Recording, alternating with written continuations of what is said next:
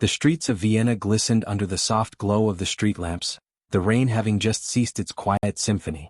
Leopold Wagner, a celebrated pianist whose fingers had danced upon the keys of the grandest concert halls in Europe, pulled his coat tighter around himself.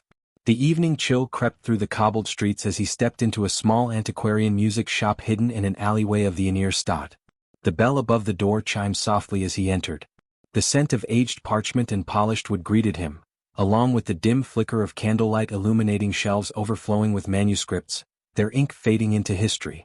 Leopold had frequented many such shops in his travels, always in search of forgotten compositions, rare sonatas left unplayed for decades, perhaps even centuries. Tonight something called to him.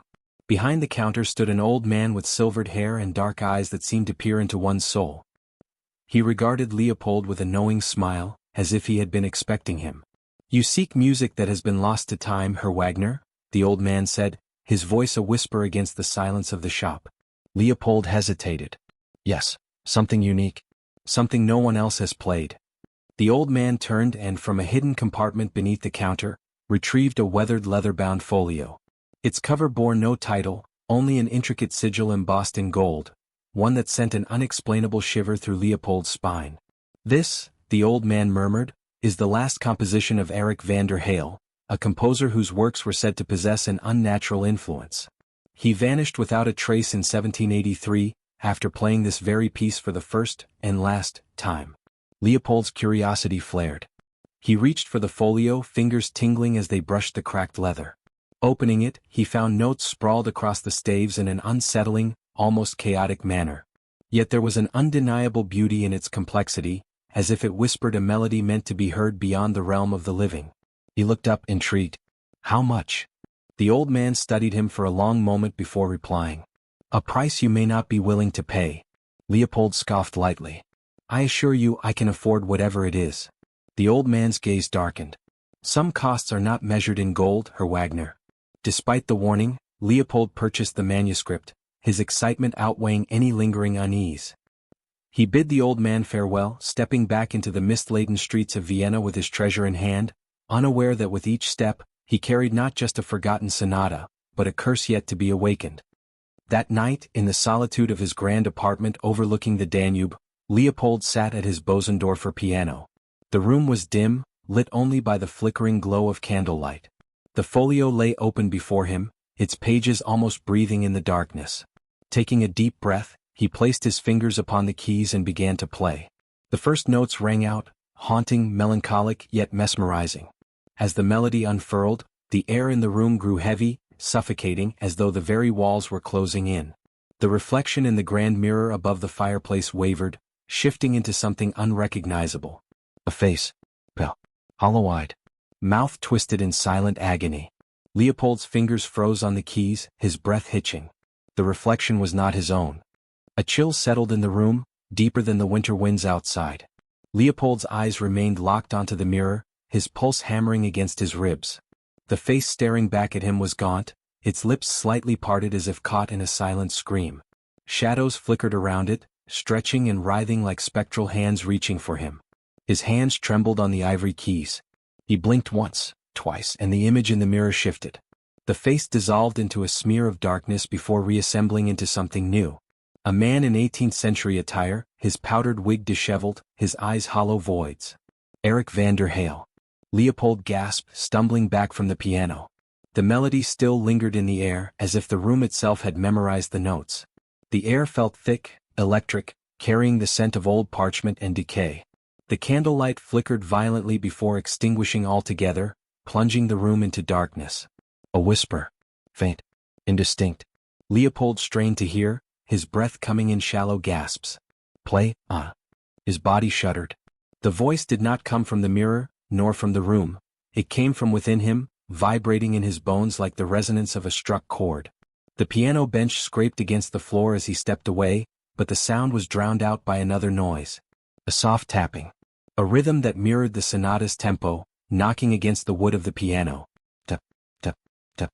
A breath of wind slithered through the room despite the windows being shut tight.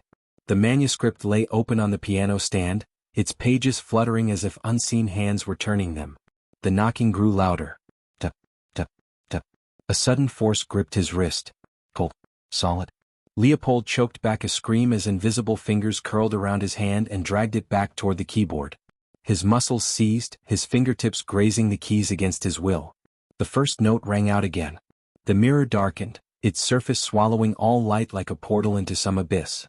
A shadowy figure loomed behind the glass, its shape distorting, elongating, pressing against the surface as if attempting to step through. Leopold fought to pull away, but his body was no longer his own. His fingers danced upon the keys, summoning the melody once more. The knocking ceased, replaced by something far worse. A wailing chorus. Faint at first, but swelling into a cacophony of mournful voices. Screams. Laments. Pleas in a dozen forgotten tongues. The room vibrated with their agony, each note he played summoning another tortured soul. The mirror cracked. A jagged fissure split across its surface, and through it, a hand emerged, pale and clawed, reaching for him. Leopold finally found his voice and screamed. Leopold staggered back, his scream echoing through the darkened room. The clawed hand slithered through the cracked mirror, its fingers impossibly long, the skin stretched tight over jutting bones. The air turned frigid, thick with the stench of damp earth and rot. His breath came in ragged gasps as he watched the limb push further through the fractured surface, an unseen force pulling it into his world. The sonata had not ended. The piano, untouched, continued its mournful wail. Each note struck deep into his mind, a melody both haunting and inescapable. The wailing chorus that had once surrounded him had fallen silent, replaced by the relentless tapping, now faster, more erratic. His heart pounded in time with the rhythm. Tup, tup, tup. Leopold's body felt numb, his limbs sluggish as if weighed down by unseen chains. He willed himself to move, to turn away, to flee, but his body refused to obey. His gaze remained fixed upon the mirror as the figure behind the glass began to emerge. The outline of a man took shape, draped in tattered 18th-century garments, his skeletal visage twisted in anguish. Erik Van der Haal. The composer's mouth moved, but no sound emerged. His hollow eyes bore into Leopold's soul, a silent plea or perhaps a warning. Then, as if defying the very laws of reality, the figure pressed against the mirror's surface, his form pushing outward like ripples in water. The glass buckled and flexed, distorting the room's reflection until it became an abyss, void of light or reason. The sonata's notes grew violent, the tempo quickening. The unseen hands that had once guided his fingers now forced his body forward. Leopold fought against the compulsion, but it was useless. His feet dragged against the polished wooden floor, pulled inexorably toward the broken mirror. The clawed hand reached for his throat. Leopold wrenched himself to the side at the last moment, crashing onto the piano bench. His shoulder struck the keys, sending a discordant clash of notes into the air. The wailing returned, louder than before. Shadows churned within the mirror, writhing figures pressed against the glass like souls trapped beneath ice, their hands clawing, their faces frozen in silent torment. The room shook. The candle flames flared violently before snuffing out completely, leaving only the eerie glow emanating from the mirror. A voice, deeper than the abyss itself, rasped through the darkness. Finish the sonata and you shall know true genius. Stop now and you will know only suffering. Leopold's mind reeled. He had spent his life searching for the perfect composition, the piece that would immortalize him, but this was not music. This was a curse. A trap set centuries ago by a man who had vanished into his own creation. He had to end it. Summoning every ounce of strength, he lunged for the folio. The manuscript still lay open on the music stand, its pages shifting as if carried by an unseen wind. Without hesitation he grasped it and tore the pages free. The moment the paper ripped, a deafening shriek filled the air. The mirror convulsed, its surface splintering into jagged shards that rained upon the floor. The clawed hand recoiled, retreating into the abyss. Erik Van der Haal's figure twisted in agony, his form disintegrating into the darkness as if being consumed by the very curse he had wrought. The piano keys rattled violently before falling silent. Then, nothing. Leopold lay sprawled on the floor, his chest heaving. The room was still. The mirror, now shattered, reflected nothing but void. The manuscript's pages were nothing more than blank parchment, the ink vanished as if it had never existed. He had survived. But as he sat up, his trembling fingers brushing against the remains of the folio, a dreadful thought took root in his mind. Had the sonata truly been destroyed? Or had it merely found another way to endure?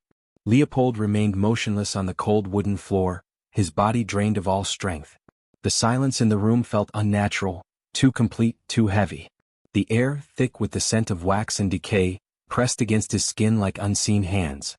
His gaze drifted back to the Bosendorfer, now eerily still, the keys gleaming like rows of teeth in the dim candlelight. The silence did not last. A single note rang out. Oh, resonant. The vibration seeped into his bones, crawling through his veins like ice. The piano had not been touched. His breath hitched as another note followed. Then another. The sonata was still alive, playing itself through the very air, a ghostly melody unraveling in the dark. Leopold scrambled to his feet, heart hammering. He stumbled toward the remnants of the mirror, hoping, praying, that it remained shattered. But what he saw made his blood run cold. The shards reflected not his room but something else. A vast concert hall, draped in velvet and shadow, stretching into infinity. Dozens, no hundreds, of figures sat in the audience, their faces obscured by darkness. The stage held a grand piano, identical to his own, and at its bench sat Erik Van der Haal, or what was left of him. His skeletal fingers moved deftly over the keys, his head bowed, though his hollow eyes remained fixed on Leopold. The melody he played was not merely music, it was a summons. A call that transcended time and death itself. Leopold took a shaky step back. The shards around him trembled, vibrating as if in response to the melody. The audience figures began to stir, shifting in their seats. Then one by one they turned their heads toward him. Their faces were not faces at all. They were voids, empty spaces where features should have been, as if something had erased their identities, leaving only the imprint of their agony. And then they began to rise. Leopold clamped his hands over his ears, but the sonata did not stop. It burrowed into his mind, filling every crevice, every dark corner of his consciousness. He staggered toward the piano, his only hope now lying in what had once been his passion. He had to end the sonata. Truly end it. His fingers, though trembling, found the keys. He struck a discordant note, then another, attempting to drown out the cursed melody. The figures in the mirror shrieked in unison, their bodies convulsing as the music clashed. Erik Van der Haal's skeletal head snapped up, his mouth opening in a soundless cry. The room shuddered. The piano strings groaned as if the instrument itself was alive, fighting against him. Leopold pressed on, slamming his fingers down in chaotic fury, unraveling the notes, unmaking the song. The concert hall in the mirror wavered, its reality distorting. The faceless audience clutched their heads, their bodies dissolving into shadows. The sonata faltered. With one final desperate motion, Leopold lifted both hands and brought them down onto the keys with all his might. The mirror exploded. Shards flew in all directions and a wretched scream ripped through the air, a sound not of this world. The piano let out one final note, long drawn out, a dying breath before silence consumed the room once more. Leopold collapsed, gasping. The shards at his feet no longer reflected the haunted concert hall. They showed only his pale, terrified face. But somewhere in the distance, a single note lingered in the air. The sonata was not finished. It was waiting. Leopold lay on the cold floor, his breath coming in ragged gasps. The silence that followed the mirror's destruction was suffocating, pressing against his skull like an unbearable weight. He willed himself to believe that it was over, that the sonata had been silenced, that Erik Van der Haal had been banished back into whatever abyss had birthed him. But the air was wrong. Though the mirror was shattered, the fragments lay still, reflecting nothing but darkness. No light, no movement, no sign of the room around him. It was as if the shards had become tiny windows into a void where time did not exist. A void that was watching. Then came the whisper. Faint at first, like the stirring of wind through dead leaves. A voice too distant to make out, yet unmistakably there. Leopold swallowed hard, pushing himself onto unsteady legs. The manuscript was gone, burned away into nothingness, and yet, the sonata still lingered in the air, a single sustained note stretching beyond the threshold of human hearing. A soundless vibration in his bones. A melody unfinished. No, he croaked, shaking his head. It's over. But the room disagreed. The Bosendorfer let out a low, resonant hum, though no hands touched its keys. Leopold stumbled backward, his pulse thundering in his ears. His mind screamed at him to flee, to run into the night and never look back. But something deeper, something more insidious, rooted him in place. A compulsion. A hunger. His fingers twitched at his sides, longing for the feel of ivory under his touch. The need to complete the sonata gnawed at him, an ache buried deep within his soul. Finish it. His breath hitched. The voice was inside him now, coiling around his thoughts like a serpent. Finish the sonata. He clenched his fists, forcing himself to move. He had to leave. He had to escape before it was too late. His feet carried him toward the door in a frantic stagger, but as his trembling hand reached for the handle, the room shifted. The walls stretched, elongating into impossible angles. The floor beneath him warped, the wooden boards undulating as if breathing. The air thickened, humming with unseen energy. The doorframe rippled like a mirage, distorting before his eyes. He was no longer in his apartment. A grand concert hall stretched before him, its vaulted ceiling lost in darkness. The walls were lined with gilded balconies, empty seats yawning like open mouths. A chandelier, its crystals dulled with dust and age, hung above a stage where a single piano waited. Leopold's heart seized. The Bosendorfer. But no, this was not his instrument. This was something older, something wrong. Its polished wood bore the scars of time, its keys yellowed and chipped. And seated before it, hands poised over the keys, was Erik Van der Haal. His hollow eyes lifted to meet Leopold's, and he smiled. A grotesque, unnatural movement, as if his withered skin had forgotten how to stretch over his skull. His fingers twitched and the first notes of the sonata rang out, shattering the silence like glass. Leopold clamped his hands over his ears, but the music was inside him now. It slithered through his veins, winding around his ribs, sinking its claws into his heart. The melody was different this time, richer, more complete. The missing notes had been filled, the gaps sealed. Because Leopold had played them. His knees buckled as the realization took root. The sonata had never been unfinished. It had only been waiting for him. A slow, strangled laugh bubbled in his throat, hysterical, desperate. He had spent his life searching for the perfect composition, the piece that would cement his name in history. And now he had found it. Or rather, it had found him. Erik Van der Haal's skeletal hands danced over the keys, the music swelling to an unbearable crescendo. The concert hall trembled, the chandeliers rattling, the walls groaning under the weight of the sound. The faceless audience members began to rise from their seats, their hollow gazes fixed upon the stage. Leopold knew with dreadful certainty what would happen next. He would take his seat at the piano. He would place his hands upon the keys. And he would play. Forever. The music reached its peak, a monstrous, inhuman wail that fractured reality itself. The void opened, yawning wide, swallowing the hall, the audience, the world. And then, silence. Leopold awoke with a gasp. He was in his apartment. The floor was solid beneath him. The mirror was shattered. The piano stood in the corner, untouched. A nightmare. Just a nightmare. He pressed a shaking hand to his face, damp with sweat. His pulse thundered in his ears. It wasn't real. It couldn't have been real. But then, from the corner of the room, the piano let out a single, sustained note. Full. Resonant. Waiting. Leopold Wagner began to scream. Leopold lay motionless, his breath ragged, the silence around him heavy like a shroud. The shattered remnants of the mirror lay scattered across the floor, no longer reflecting the infernal concert hall, but the emptiness of his dimly lit apartment. Yet, despite the destruction, one sound still lingered, a single note, barely audible, resonating from the strings of the Bosendorfer. He pushed himself upright, his body trembling. The sonata had been silenced, but not destroyed. He could feel it in the air, a presence unseen yet omnipresent. Erik Van der Haal's masterpiece had survived, weaving itself into the fabric of existence, refusing to be erased. Then came the whisper. It is not over. Leopold's breath hitched. He spun around, eyes darting across the dimly lit room. Shadows stretched unnaturally against the candlelight, flickering as if they moved of their own accord. The voice had come from nowhere, yet it had resonated within him, like a dissonant chord vibrating in the depths of his mind.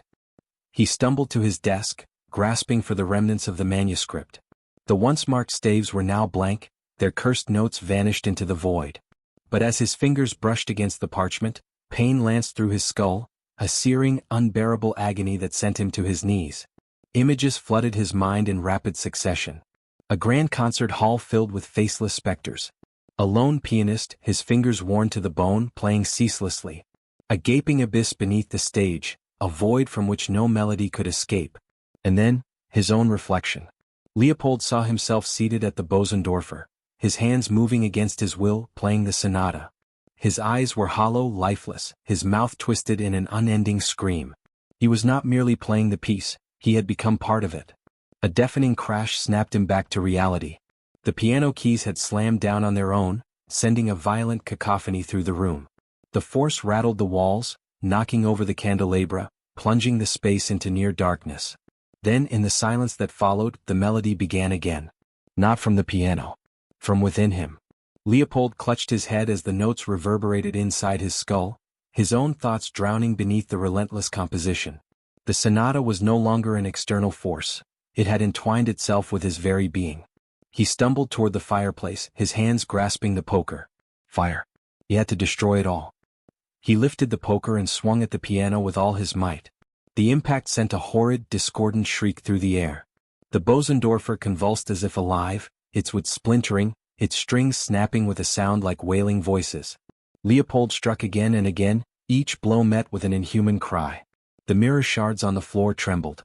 The shadows in the room recoiled. Then, as he raised the poker for a final strike, silence. The melody ceased. The air in the room became still, unbearably so. Leopold stood frozen, his heart hammering, his breath coming in shallow gasps. The piano, now a ruin of broken keys and twisted strings, sat motionless. No sound emerged. No whispers, no ghostly echoes. Had he done it? His fingers uncurled from the poker, the weight of exhaustion crushing down on him. He turned towards the broken mirror, his own weary reflection staring back at him. Relief washed over him, a fragile hope that perhaps. The reflection blinked. Leopold had not. His heart seized. He stepped back as his mirrored self slowly rose from the floor, its movements sluggish yet deliberate.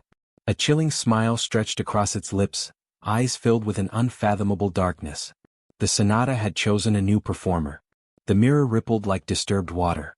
Leopold barely had time to scream as his reflection lunged forward, clawed hands grasping his shoulders, pulling him into the abyss beyond the glass.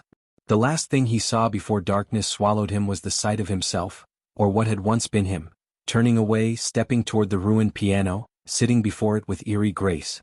Then, in the silence of the empty apartment, the melody began once more. Haunting. Beautiful. Eternal. This story is purely fictional and does not represent any real events.